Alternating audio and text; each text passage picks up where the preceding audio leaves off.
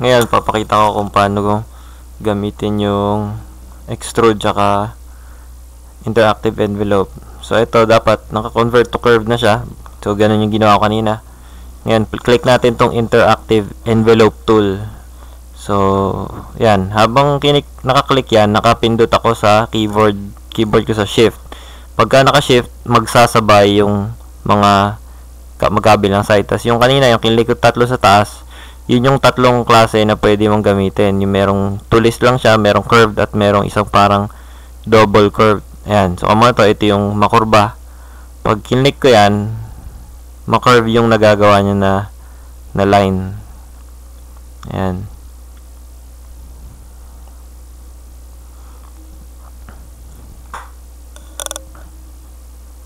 Ito, pwede rin itong gamitin. So, dapat yan, straight lang yan pagka ginamit.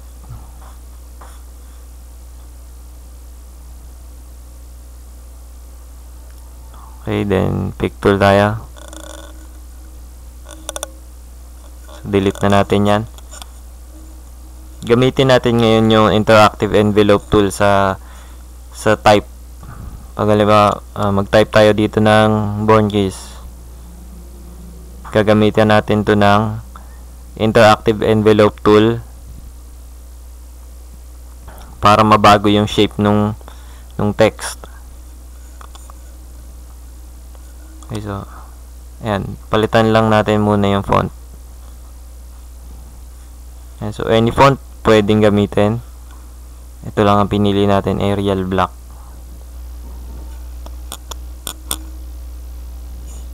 So, yan, interactive envelope tool. Try natin. Click natin tong isang side. Ito.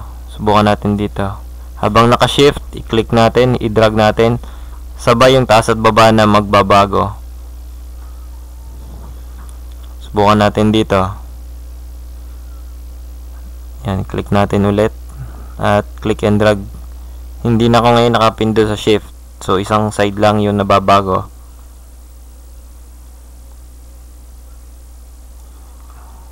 Click natin ulit doon. Ayan. So, nakita nyo, naiipit yung gitna habang yung magkabilang gilid ay hindi lumiliit. Ngayon, subukan natin, hilahin natin itong dito sa side na to, isang side lang. So, ang mangyayari, maiiwan yung N na maliit. Subukan naman natin dito sa kabila. So, ayan. Kaya sumasama yung S doon kasi nakapindot ako sa control sa aking keyboard. Ang mangyayari kasi doon, susunod yung nasa ilalim pagka naka-control. Ayan. So, hilahin natin parehas. Gamit tayo ng ruler. Lagyan mo natin ng guideline. Click and drag lang para lumitaw yung guidelines na yan. Basta dapat click and drag at ilalagay siya kung saan siya ibabagsak. So, itapat lang natin tong ruler or yung guideline natin sa dulo ng B. Click muna natin to pick tool. Ayan. Pag lumitaw na yung icon na yan, yung mouse cursor na yan, tsaka natin igalaw. Okay, ayan. So, nilagay natin sa dulo ng B. I-adjust natin ngayon itong born case, yung kabilang side naman, interactive envelope tool ulit. Itapat natin siya ngayon sa may tapat ng guideline para magkapantay. Okay, ayan. Kamukha na. Medyo mataas lang talaga yung sa B kasi matulis yung dulo niya.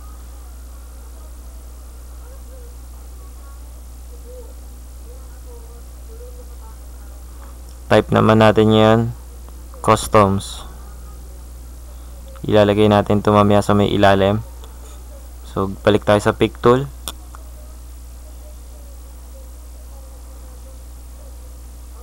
Pwesto natin. Palitan natin yung font.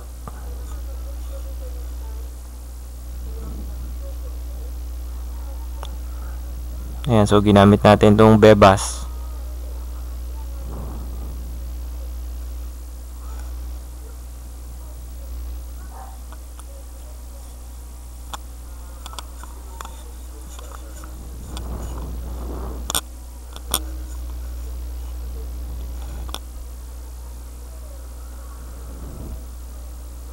Okay, so tingnan natin kung may ibang font na babagay. Hanap lang tayo.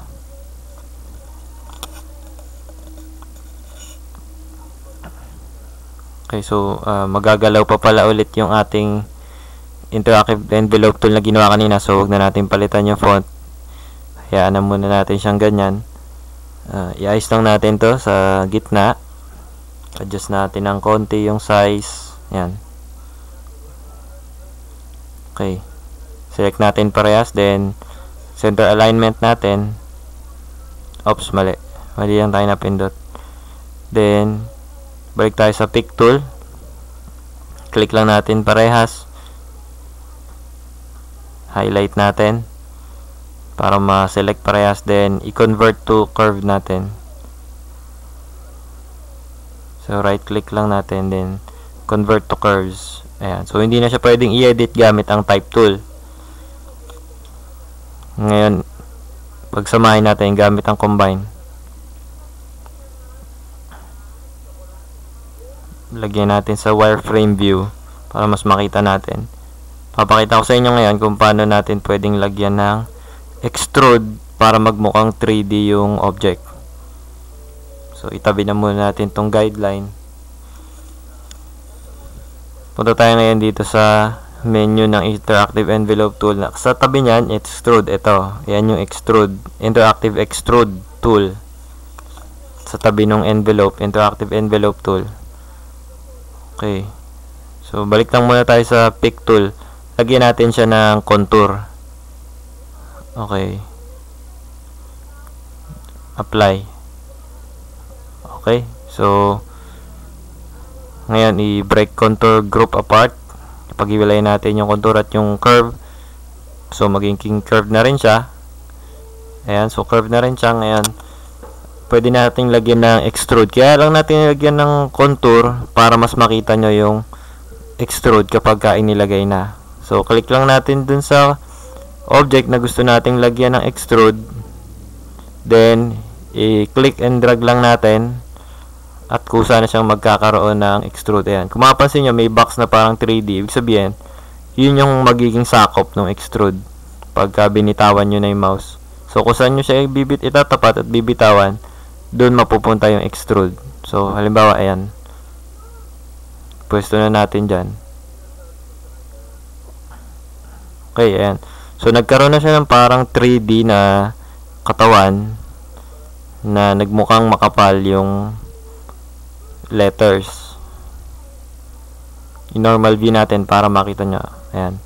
So, yan ang magiging itsura niyan pagka mayroong extrude. Pwede natin gamitin yan kung halimbawa ang gusto nyong design ng isang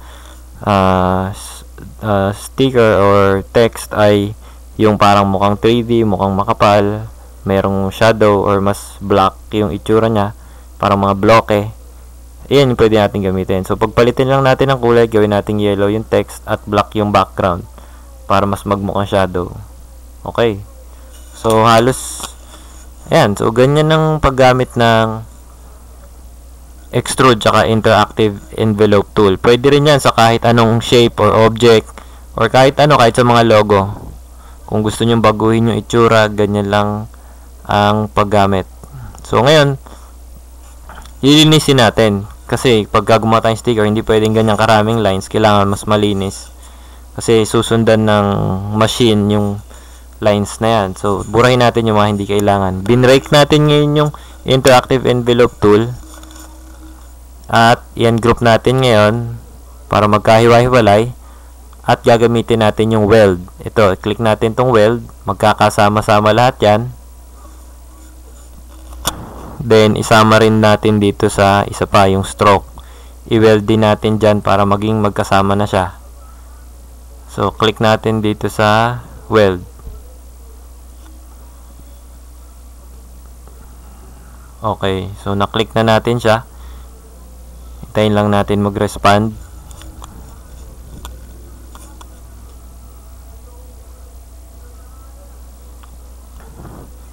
Okay. Ngayon, may maliliit pa siya na lines na natira mula dun sa pagkaka-weld.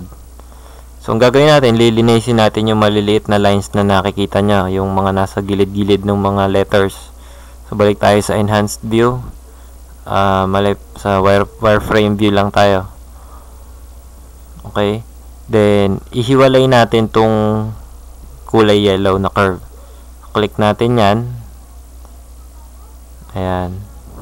Then, itanggalin lang muna natin yan. I-cut natin. Hindi break curve apart. Mali lang tayo. Ayan. I-cut natin. Ngayon, mawawala siya pansamantala. Mamaya, ipe-paste natin ulit yan. Basta cut lang ang ginawa natin. I-break natin to. Break curve apart. Then, i-highlight natin yung loob. So, wag nyong isasagad yung highlight hanggang sa labas. Kailangan hanggang dun lang sa may loob. Ayan. Then, masisilig natin yung maliliit na nasa loob. Delete natin. So, malinis na siya ngayon. I-paste na natin ulit yung kulay yellow. Control V sa keyboard para sa paste. Yung mapapansin nyo, malinis na ngayon yung mga paths. Wala na yung maliliit. Paste lang natin. Mababalik na siya sa dati. Palitan natin ngayon ulit yung view.